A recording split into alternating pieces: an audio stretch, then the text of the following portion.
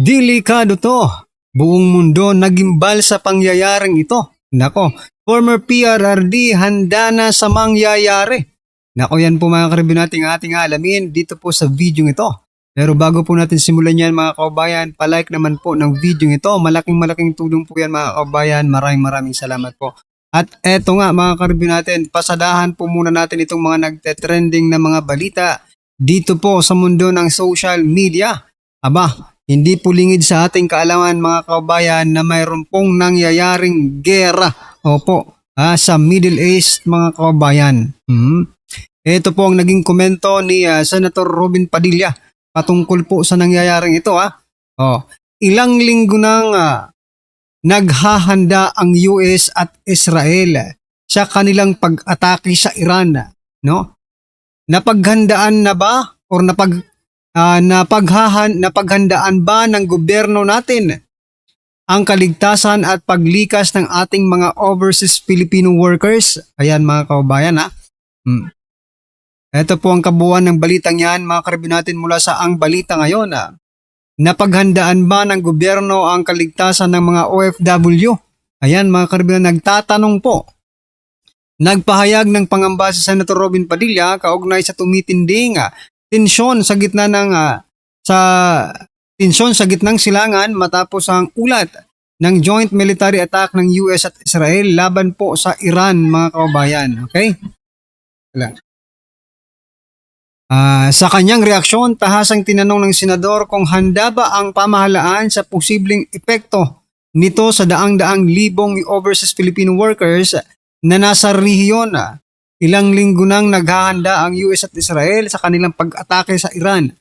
Napaghandaan ba ng gobyerno natin ang kaligtasan ng paglikas ng ating mga OFW? Ayon po kay Padilla, kung matagal nang may indikasyon ng paghanda o opensiba, dapat ay may malinaw na contingency plan na rin ang Pilipinas, lalo na't maraming Pilipino ang nagtatrabaho sa bansang maaaring maapektuhan ng sigalot. Ayan mga kaubayan. Handa nga ba ang Pilipinas, ang gobyerno ni President Bongbong Marcos Jr. sa nangyayaring ito? Ito po ang naging reaksyon po ng ating mga kaubayan patungkol po sa mensahe niyan ni Senator Robin Padilla. Sabi po dito ni Jessica, paano nila paghahandaan? Inuuna pa nila gipitin si Tatay Digong sa the Netherlands. Ayan. Alang-alam ang gobyerno natin kasi maleta ang inaatupag nila ayon po kay Arnold. Busy ang gobyerno natin sa mali-maletang ibinabahagi. Ayun na nga. Good question, and yet they are busy transporting maleta. Naghahanda na po sila ng maleta at sisinghuting drogas. Aray ko po. Wala ng pera ang Pilipinas, saglit lang, mangungutang muna si Junior. Ayan, gagamitin ba sa repatriation ng ating mga kababayan? Mangungutang? Aray ko po. Yan ay sabi po ni Efren Ito pa sabi po ni Sylvester, nakahanda na sila, maleta ang pera at nasa kondo pa. Aray ko po. Kayo pong mga nakaupong opisyal ng ating gobyerno, no? Napakaganda. Siguro po naka-aircon pa yung bawat opisina ninyo, no? Samantalang yung nagpapasweldo sa inyo nandoon po. Ginigera na po ang kanilang pinagtatrabahuan, anong ginagawa ninyo? Diba? Bukod dito mga kaubayan, bukod dito sa sinasabi ni Senator Robin Padilla, etong nakakabahala. Kaya nasabi ko talagang delikado yata tayo dito. Ito po ang balita mga karibyo natin, no? Sabi po kasi dito, sabi po dito sa balita, Iran just attacked United States bases in Abu Dhabi, Qatar and Bahrain with ballistic missiles. Aray ko po. Ibig sabihin po dito yung United States bases, ito po yung base militar nila mga kabayan. United States military bases, no, sa Abu Dhabi, Qatar at Bahrain. Bakit ganon mga kabayan? No? Bakit inuna pang bombahin ng Iran itong mga base militar ng Abu Dhabi, Qatar at Bahrain mga kaubayan, which is allied po ng United States, no? Bakit hindi nila kayang bombahin diretso sa Amerika para mas makaganti sila? Because, mga kaubayan, it is part of their strategic something, di ba? Oh. Estratehiya po nila yan eh. Para ang tawag dyan, war strategy, no? Kaya yun ang inuna. Now, napapaisip ba kayo ngayon sa what I'm trying to point out ngayon, mga kabayan? Dahil marami pong military bases ang Amerika dito po sa Pilipinas at tinatawag po silang EDCA sites. Aray ko po. Meron po tayong, correct me I'm wrong 5 or 6 na EDCA sites dito sa Pilipinas. Okay? Ngayon, kung tupakin itong Iran, for example lang, wag naman sana. Ito ang magiging consequences niyan mga kabayan ng pagiging tuta natin sa mga Amerikano. Diba?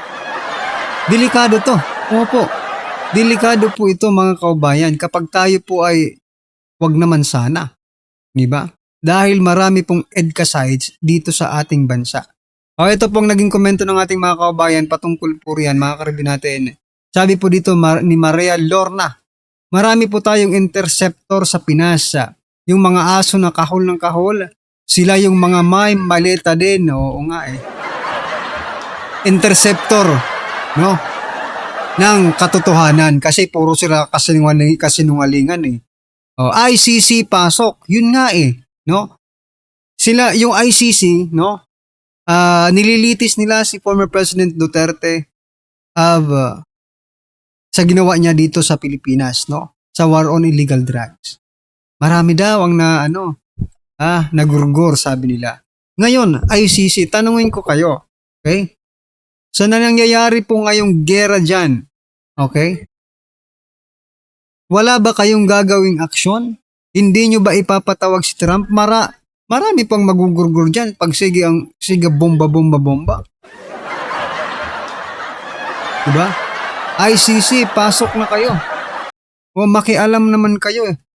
Wag puro Tatay Digong Marami rin kaming kababayan na nakatira po doon sa mga binobombang mga lugar na yan.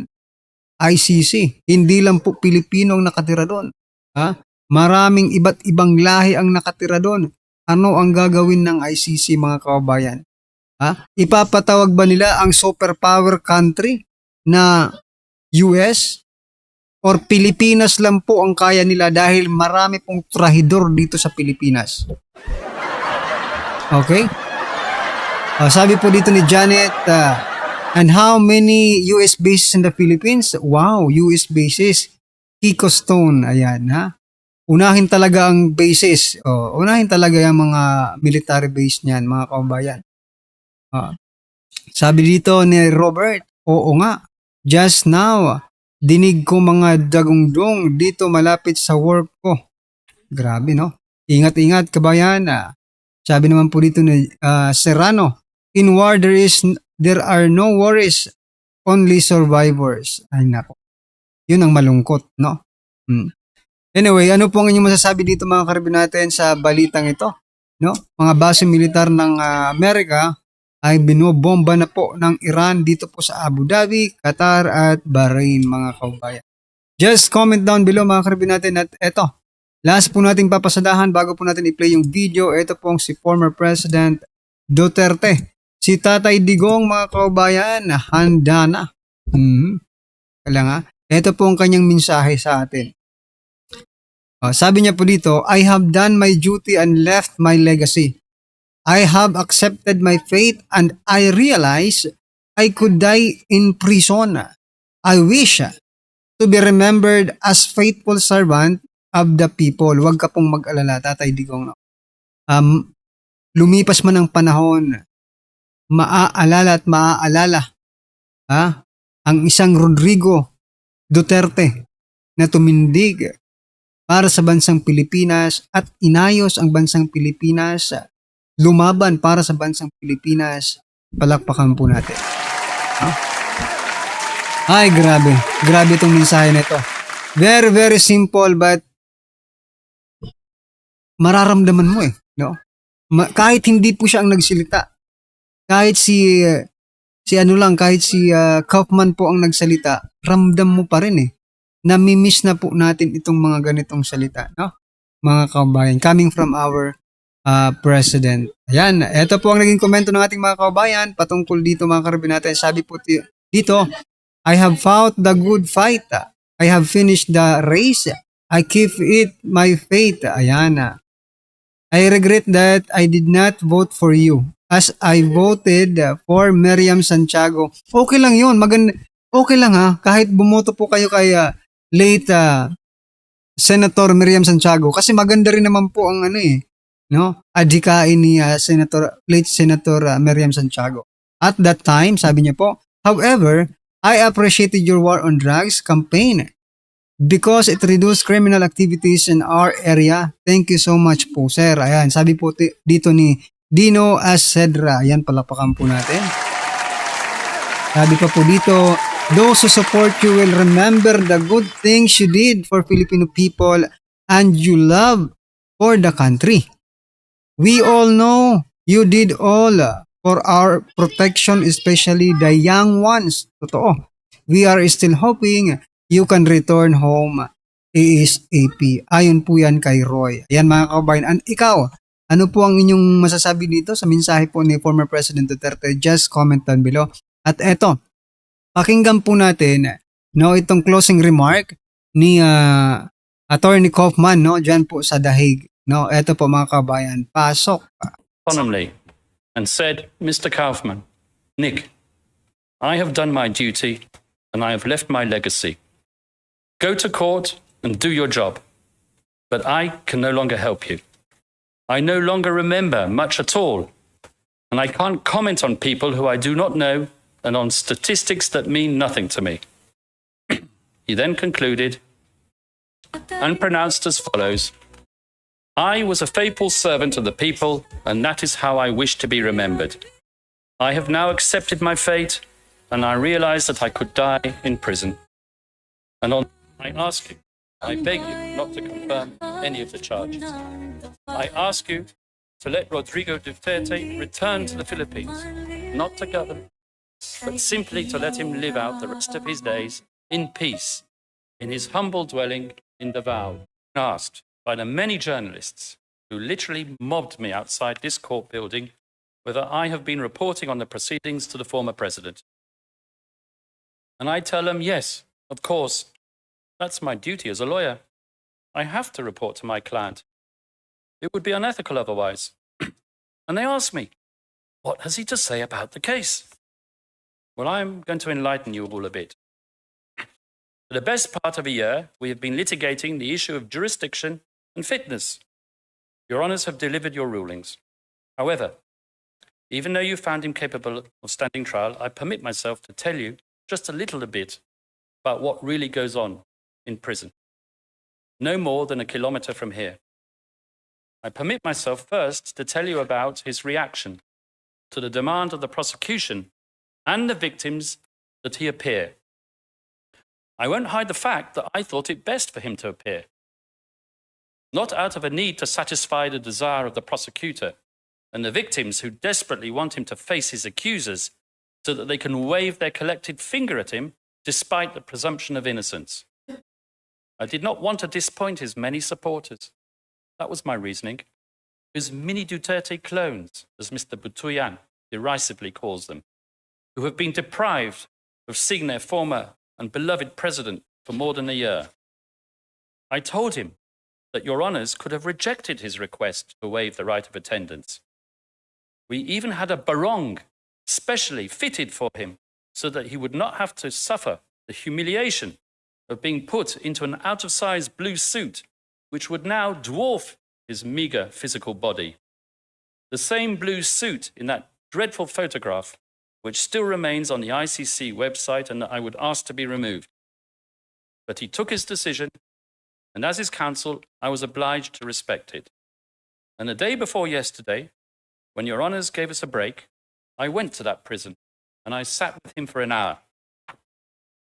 I tried to engage him concerning the evidence, and he lost the desire to follow me within less than a minute. I offered to show him excerpts of the confirmation proceedings, a few minutes of the deputy prosecutor, a few moments of Ms. Massiter, and hoping that it might excite him a bit more, some of my own opening statement. He shook his head firmly. I implored him. I said, "Sir, look at what we are doing for you. We're doing our utmost to get you out of here." But once again, he politely declined. And I asked him why. I said to him, "Sir, don't you understand? They accuse you of murder. They say that you murdered thousands when you were the mayor and when you were ruling your country." And then he repeated the question that he has always asked me for a year or more. "How does the prosecution say that I did this?" "Well," I replied, "I thought until Monday that it was because of those speeches of yours. But then your prosecutor told the honourable judges the other day, throw them all out. They're not necessary for the confirmation. He claims that he still has enough evidence to convict you without all the bluster." And the former president repeated the question, "But how? I've never murdered anyone, and they talk about thousands." And then I tried to explain to him arcane concepts such as indirect co-perpetration. And then his eyes simply glazed over. And who can blame him? As I mentioned, it is the only highly technical means whereby the prosecution can artificially connect him to criminal activity, not of his own doing. I then tell him that the people who are incriminating him are self-confessed murderers, cooperating with the prosecution, whose names we can't mention in public. I tell him that in return for their dubious services and their expressions of so-called remorse, as the prosecutor puts it, they will not face trial at the ICC, probably nowhere in the world, and will be rehoused with new identities. Mr. Duterte, the ex-prosecutor, like me, can't understand the fairness of that, relying on not one, but a number of vicious criminals to convict him, when he remembers that he is supposed to be presumed innocent. I tell him the names of those criminal cooperating witnesses, because apart from us, he is the only person who is entitled to know. He tells me that he has not heard of any of them, apart from two, who he vaguely recalls from his days as mayor. Concerning one, his comment is liar, and concerning the other, scallywag. And then, exactly in the spirit of the waiver filed with this court, he looked at me solemnly and said, "Mr. Kaufman, Nick, I have done my duty and I have left my legacy. Go to court and do your job, but I can no longer help you. I no longer remember much at all, and I can't comment on people who I do not know and on statistics that mean nothing to me." He then concluded and pronounced as follows: "I was a faithful servant of the people, and that is how I wish to be remembered. I have now accepted my fate, and I realized that I could die in prison." And on that somber note, my team and I realized that there was no point in continuing. So we tried to humor him. We told him that next month he will be 81.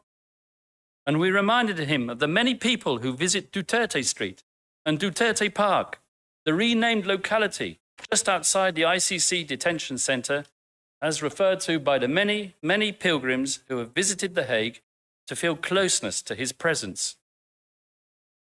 So yan mga kabayan, nakakaiyak po yung mga sinasabi dito ni Kaufman. Pero wala po tayong magagawa. Yun po ay yun po ang sinabi ng ating former president. No? Anyway, ano po ang inyong opinion, reaction patungkol po sa video ito? Just comment down below mga kabayan. At please don't forget to like at share mo. Share po ang video ito mga kabayan. Maraming salamat po.